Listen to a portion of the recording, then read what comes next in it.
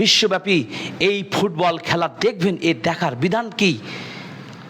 এই ফতোয়াও ফুটবল আধুনিক সময়ের একটি জনপ্রিয় খেলা, যেটি আমরা দেখে লক্ষ্য করছি।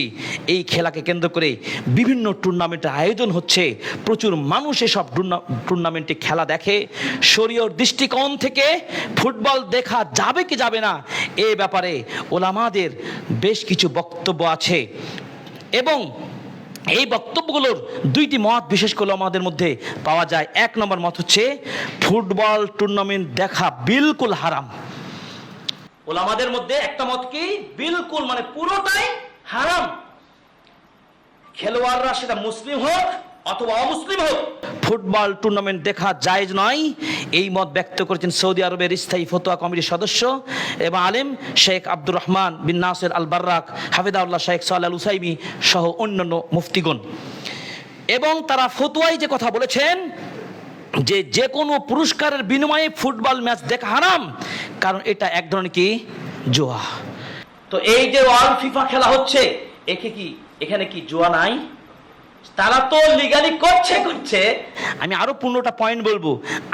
আমরা লোকালি পর্যায়ে এ জুয়ার বেটবাজি করি না, এবং কত আল বাগদা আদাওয়া, বিদ্বেষ, শত্রুতা, অনেক কিছুর সৃষ্টি হয়, সেগুলো আমরা পরে বলবো। শুধু ফতোয়াটা শুধু আপনাদের ধরে দেওয়ার জন্য আমি একটু স্লোভাবে বোঝানোর চেষ্টা করছি যে তারা বলছেন কারণগুলো কি। বিলকুল যে খেলা দেখা হারাম, তার কারণগুলো বলতে তারা বলছেন যে এটা কি একটা পুরস্কার যে বিনিময়ে লেনদেন রয়েছে, যেটা জুয়া। এরপরে শরীয়ত যেসব খেলার অনুমতি দিয়েছে সেগুলো ছাড়া অন্য কোনো খেলার প্রতিযোগিতা করা জায়েজ নেই। যেমন আপনার ঘোড় দৌড় বলেন, উট দৌড় বলেন, এবং তীর নিক্ষেপ বলেন, এর হাদিস আছে, এগুলো কি বৈধ? কিন্তু এগুলো তো সেই পর্যায়ে পৌঁছছে না। সুতরাং ফুটবল টুর্নামেন্ট উপস্থিত হওয়া এবং তাদের গ্যালারিতে যাওয়া, সেগুলো দেখা, ব্যবস্থা করা, এগুলো বিলকুল হারাম।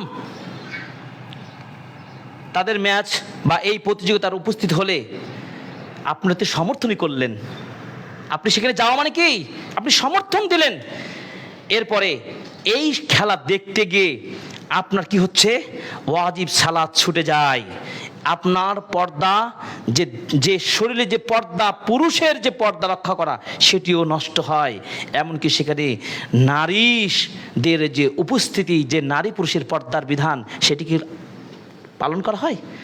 একেবারে যত ধরনের পাবেন যে এই পর্দার বিপরীতে বেপর্দার যত চিত্র ফুটে ওঠে, এই সবগুলো দৃষ্টিভঙ্গি উপস্থাপন করে ওলামাদের একটা শক্ত মতামত হলো যে বিলকুল এই ধরনের খেলা হারাম।